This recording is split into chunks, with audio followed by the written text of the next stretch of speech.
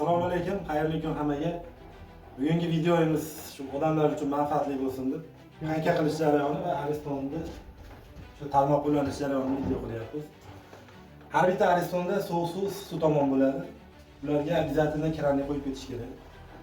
Ariston qachonki tozalanadigan holatda yoki ishlamay qolgan holatda kranni bekitib tursa, bu tomonda sistemada ishlaydi. Keyin qayka qilishda ahamiyat beradigan joyimiz birinchidan trubalar, fitinglar, krannilar yaxshisi bo'lishi kerak sifatligi.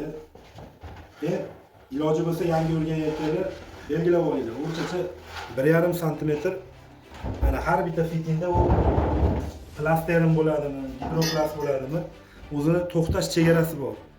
O'shandan o'tib ketmaslik kerak, me'yorda yetish kerak.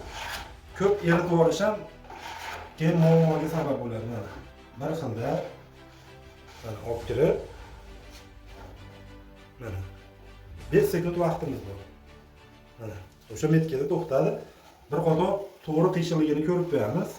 Mana 5 sekundda qatiydi. 5 sekundda ulgurib qolish kerak.